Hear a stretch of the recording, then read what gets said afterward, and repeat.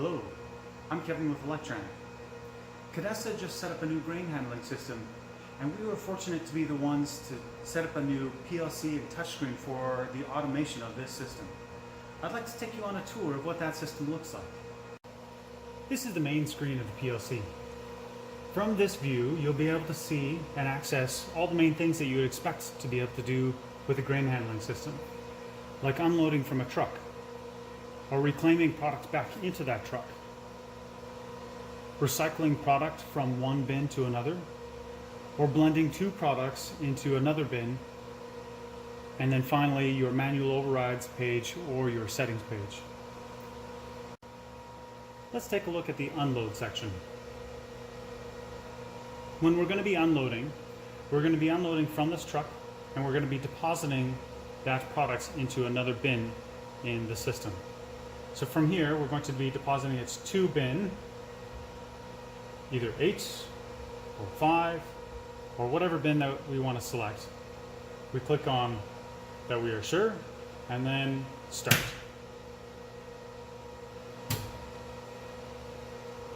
It's turning on the motors in a sequence to make sure that everything is running before we start grabbing product.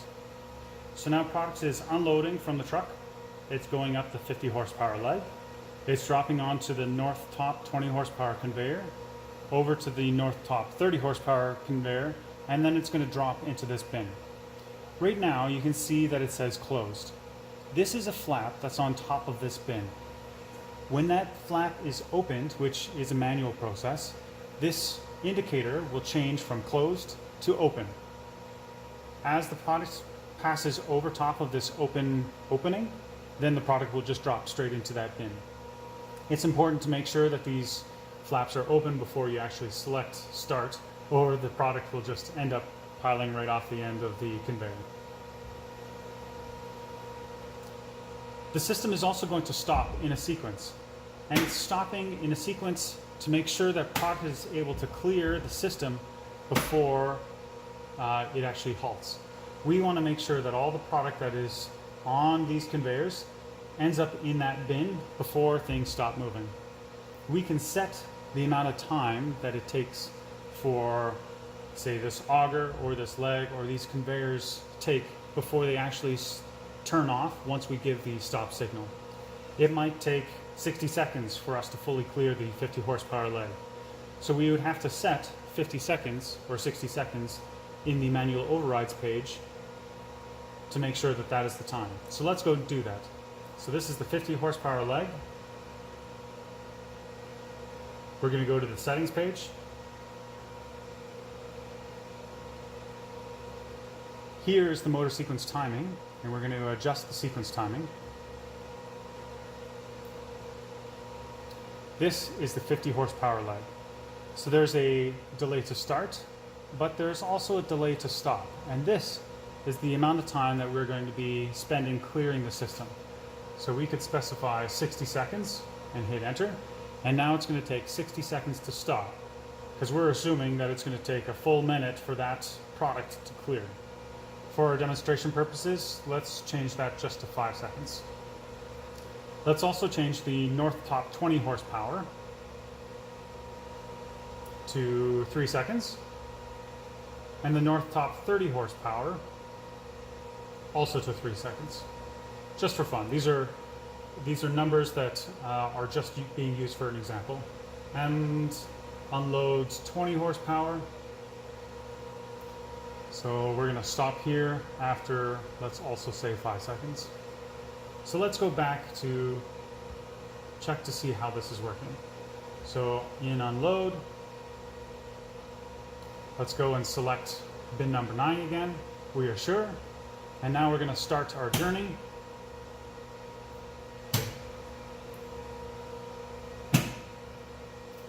This little C here represents the contactor that's pulled in, and then the larger indicator shows that the leg is actually running.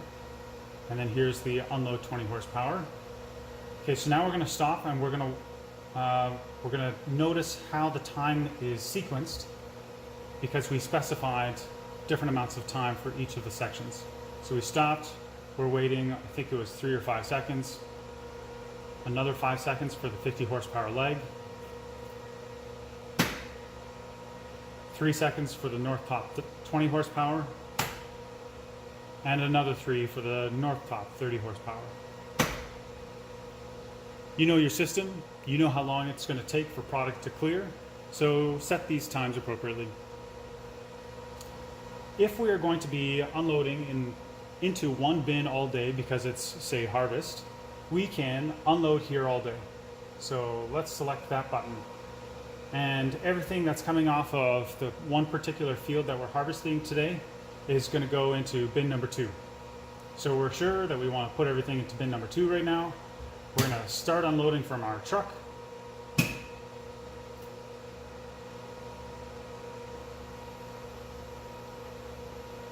And now we're depositing product into bin number 2. When we stop, bin number 2 is going to stay selected.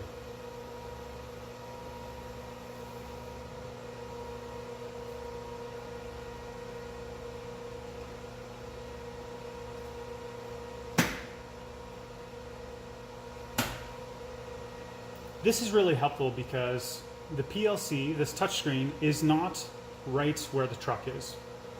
But there is also a pendant that can be used on site. And bin number 2 is still selected. So the operator can just come, click start when he's ready to unload another truckload of product into bin number 2. He doesn't have to go and reselect bin number 2. He can just click start and off it goes on its journey.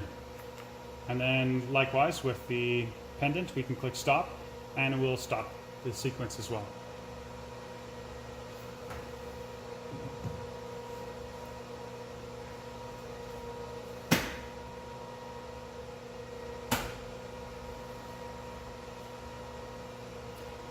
This unload 20 horsepower is controlled by a remote speed pod.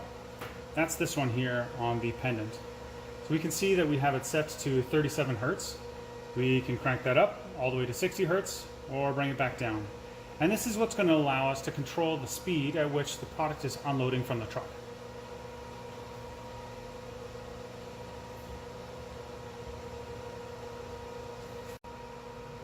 Here's Reclaim. In Reclaim, we're going to be taking product from one of the bins and putting it back into the truck so we can take it to market or take it to one of the other barns that we have on site for feed. And here we're just going to be selecting whichever bin we want. Let's select now bin number 6 and click on We Are Sure and then Start Now. It's going to be starting a VFD that is connected to the bottom of the bin, bring it down the west 50 horsepower drag, up the 50 horsepower leg, and then it's going to be dropped into one of the top bins here above the truck. We have the VFD here on the bottom of the bin, controlled by this screen here. So we can actually determine how fast we want the products to come out of the bin and dropped onto the drag.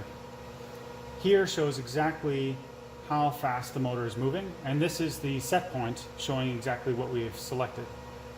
So we can drop it way down or bring it way back up, and then we can stop. Similarly to unload, it's going to stop in the sequence to make sure that product has time to clear.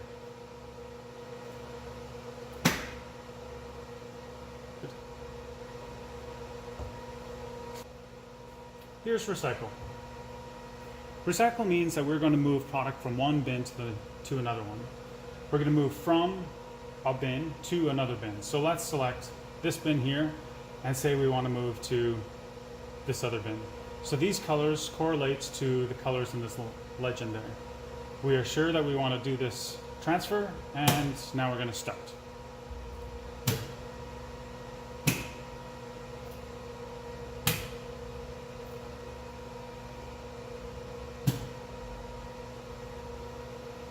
And things are now off and running. We can control the speed of that VFD. Now why this is important is because sometimes there's too much product on the belt or on the conveyor, and we don't want to overload the system. You'll see that there are a bunch of flags here that say good. These are indicators as to how much product is on the conveyor. So if it says good, it means that there is an amount that the conveyor can handle. If it says bad, it means there is too much product and the conveyor cannot handle it. There's a sensor that when the product actually reaches that sensor, this will start to flash bad. You would want to drop the speed that the product is entering the system at in order to reduce the amount that is actually happening, that is actually moving at one point in time. So these good flags, they're at the end of every conveyor. So if product gets to the end and is still overflowing at the end, then those sensors will be tripped. Let's take a look at blend. Blend is where we can move products from two bins into another bin. So let's say we want to take product from bin number 5 and from bin number 10, and let's say we want to put it into bin number 6. So we're sure that we want to do this, and now we're going to start this journey.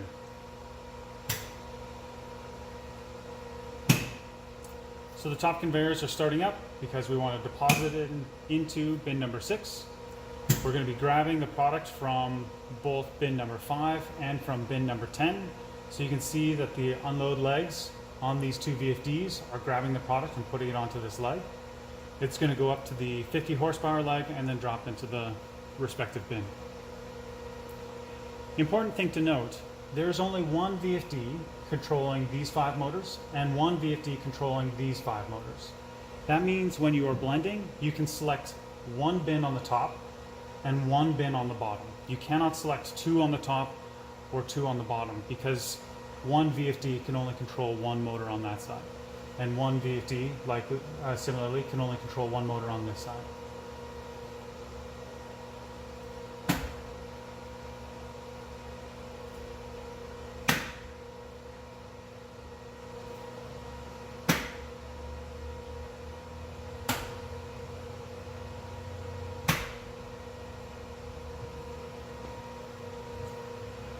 What's interesting about having these motors on VFDs is that we can control their speeds independently.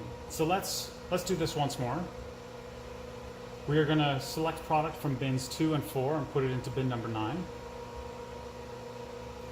And we can see here that the north VFD and the south VFD are controlled separately with their speeds. So let's start that journey.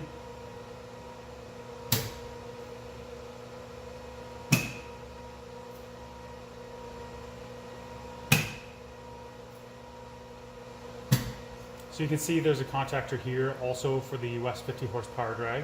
The contactor, the C turns an indicator color in order to show that it has been pulled in, and then we're waiting for confirmation that the drag actually turned on. So here we can actually determine the speed of both of these VFDs. So let's say we want twice as much product from the north bin as compared to the south bin.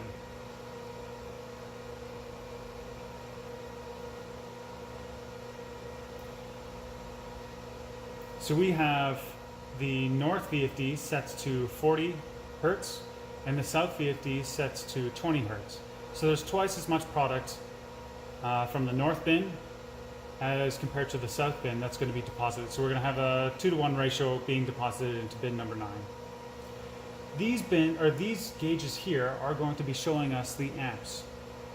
Why this is important is if product is, say, really wet and heavy, our VFDs or our motors are going to be working a lot harder than if we have really light, dry grain. It's important to be able to monitor these amperage readings because if something's wrong, we'll probably be able to see it very easily on this screen. Similarly, if it's showing that a motor is running and we have no amps, there's maybe a broken belt or something's wrong with the motor, and we should probably go check it out. Let's take a look at the manual override page.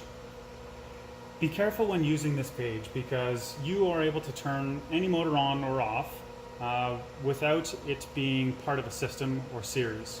So just make sure that all your buddies are clear of the motors and the augers. So we can here now turn on individual motors. And we would do this if we are, say, having an issue or trying to troubleshoot something. Something maybe isn't running as well as it should, or something got jammed, or who knows what the issue might be. But having the ability to individually turn things on and off is really helpful when you're troubleshooting what might be wrong in a particular system. Let's take a look at some potential errors that could happen in the system, like an e-stop or an overload. So let's move some product from one bin to another. Let's say we want to move it from bin number 4 to bin number 5. We're sure, and we're going to start.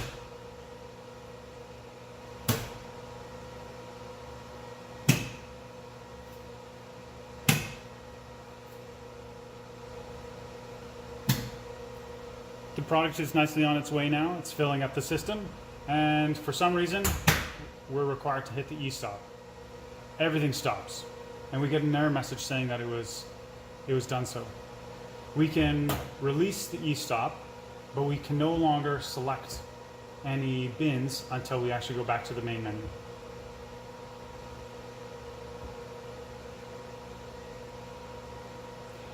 Now, if a motor trips on overload,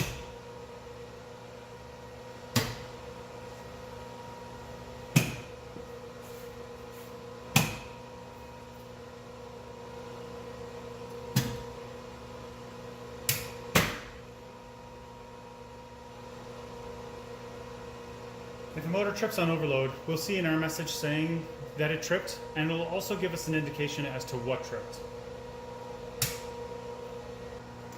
I hope this has been a helpful video. All the best with this year's harvest.